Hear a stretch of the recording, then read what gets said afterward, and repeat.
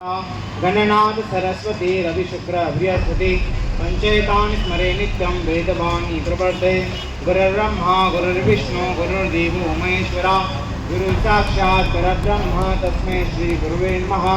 गणपती बाप्पांची सुभाषित।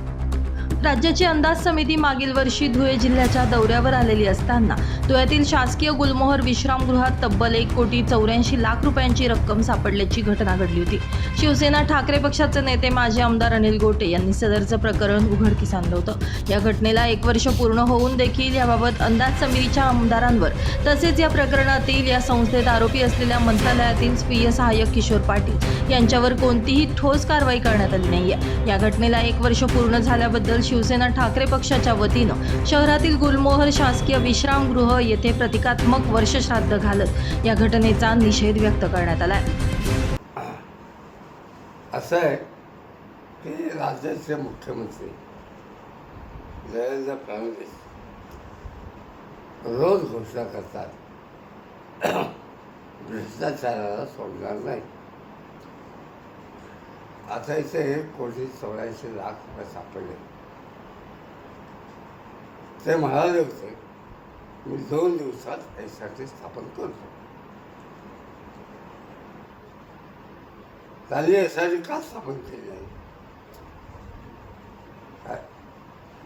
म्हणून मी त्यांना कायम सांगतो, ज्या घोषणा तुम्हाला पेलवत नाही त्या करूच नका।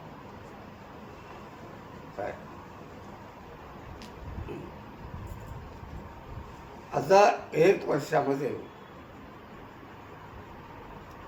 माझी काय तेवढी आर्थिक क्षमता नाही,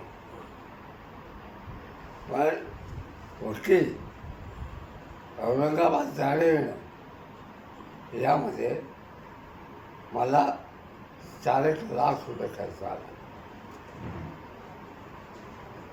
वकील पैशाशिवाय उभे राहत नाही म्हणून मी असा स्वतः घेतलं होतं। काय सरकारच्या वकिलांनी धुळे न्यायालयापासून माननीय उच्च न्यायालयापर्यंत किशोर पाटलांची म्हणजे आरोपी नंबर 1 याची पाठराखण केली आहे। त्या भावनेचा उद्वेग म्हणून आम्ही आजचा कार्यक्रम आयोजित केला। यावेळी कार्यकर्त्यांनी हिंदू धर्माच्या रीतिरिवाजाप्रमाणे विधीनुसार पूजा करून मुंडन करत हा अनोख्या पद्धतीनं आंदोलनात सहभाग नोंदवला। हिंदू धर्माच्या रीतिरिवाजाप्रमाणे वर्षश्राद्धाची पूजा यावेळी पुरोहितांकडून करण्यात आली। या प्रतिकात्मक वर्षश्राद्धाच्या ठिकाणी राज्याचे मुख्यमंत्री देवेंद्र फडणवीस यांच्यावर टीका करणारे बॅनर्स देखील लावण्यात आले होते। दरम्यान हे वर्षश्राद्ध सर्वत्र चर्चेचा विषय ठरतंय। Bureau report, Lumbini news, Dhule.